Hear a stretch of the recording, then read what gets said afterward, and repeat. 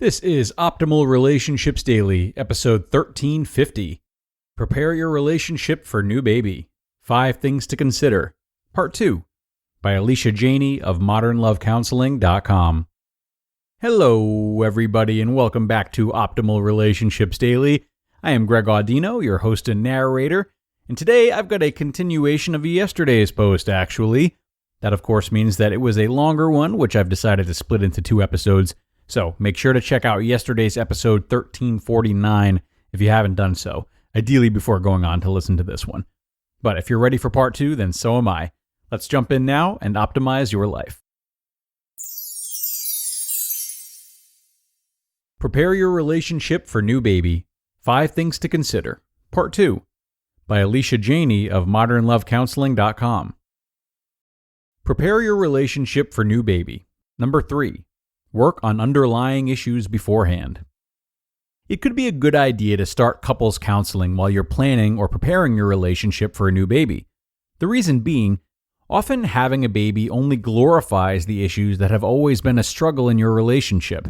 Tack on sleep deprivation and hormones, working on painful reoccurring issues in your relationship are going to be the last thing you want to give your precious energy to.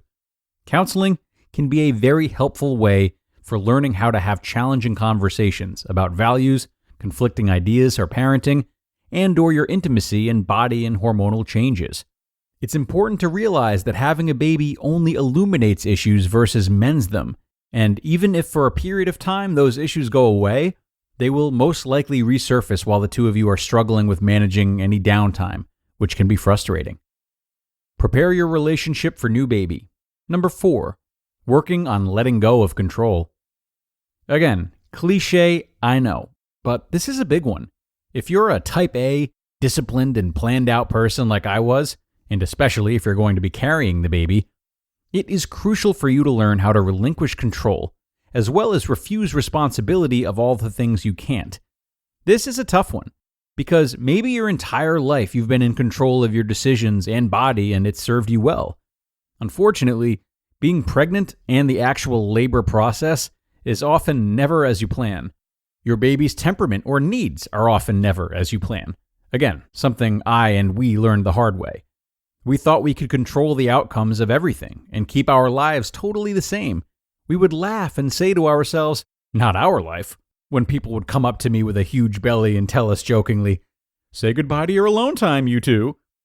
We always thought that if we worked hard enough, we could make anything happen. We would say to each other, "Our relationship will always come first, then baby." I laugh at that now, because for us, that wasn't possible, and we still struggle with making that possible sometimes. Our reality was, the needs of our baby had to come first, which made our alone time individually and our time together lack. Work on being more gentle with yourself, and possibly explore some individual counseling to help you better prepare for accepting the unknowns that will inevitably pop up in your journey. Prepare your relationship for new baby. Number 5, be prepared to grieve. This doesn't mean life won't be fun again or that your body won't heal, but the process of grieving what was can be really challenging if you aren't prepared to lose and adjust to those changes of your life and self. After having a baby, you change, period. This isn't a good or bad thing, it just is.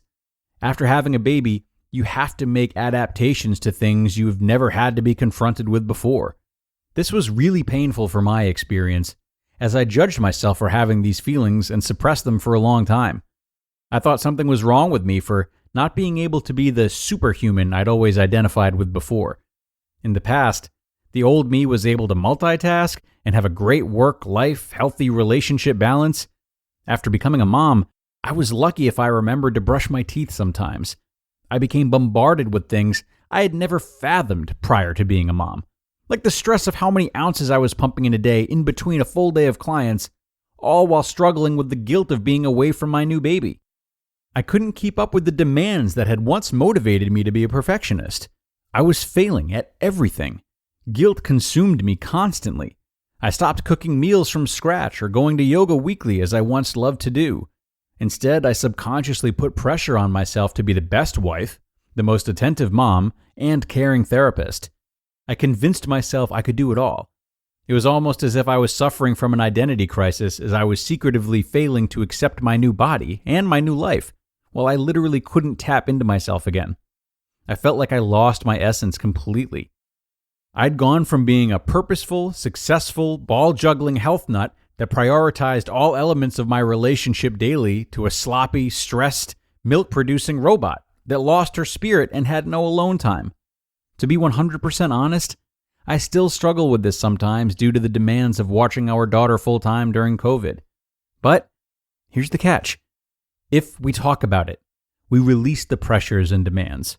If we explore our insecurities, understand where our demands of ourselves and others are coming from, then we can work on letting them go. If we become more aware of our pain, it dissipates. The more we allow ourselves to talk to our partner, our support systems, our therapist, the more we're able to restructure the expectations that don't serve us, as well as heal from the emotional turmoil and stress that comes with being a parent. As I mentioned, having a baby has moments of joy and beauty, as well as moments of sadness and grief. I'm brave enough to talk about this part because I know many parents struggle with admitting this process. You will grieve parts of your old life, whether it be your freedom, energy levels, drive, body, or relationship. You will go through a process in which you may want to fight to get all of these things back, and you may struggle with this because you can't. I share with you all my vulnerable story to help you understand that this process is a journey for sure, and that there is no perfect outcome. Even though life causes us struggles sometimes, it doesn't mean you're a bad parent or a bad person. It doesn't mean you're failing at life. It means you're learning from it. You just listened to the post titled, Prepare Your Relationship for New Baby, 5 Things to Consider, Part 2, by Alysha Jeney of modernlovecounseling.com. And thanks so much to Alysha for that great wrap-up after yesterday's Part 1. Now, as many of you know, I'm not a parent myself, so it can be hard for me to offer really specific feedback on parenting articles. But one thing Alysha said reminds me of something that I once heard from someone who I really respect and trust as a parent, and I think would be great to share for expecting parents, and could maybe be something inspiring for current stressed out parents to reflect on too. So Alysha mentioned a couple's struggles getting amplified after having a baby, and my friend told me the exact same thing. But then in the same breath, immediately after, she followed up with, but the good parts of your relationship also get even better. Now, perhaps this isn't the experience for every parent, but it is something to sit with.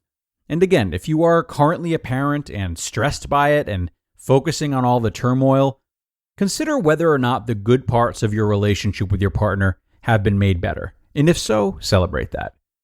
Okay, friends, time to wrap up for today. As always, I thank you for being here on a Friday. Wishing you a great rest of your day, and make sure to come on back tomorrow for our weekly Q&A that actually does have a bit to do with parenting as well.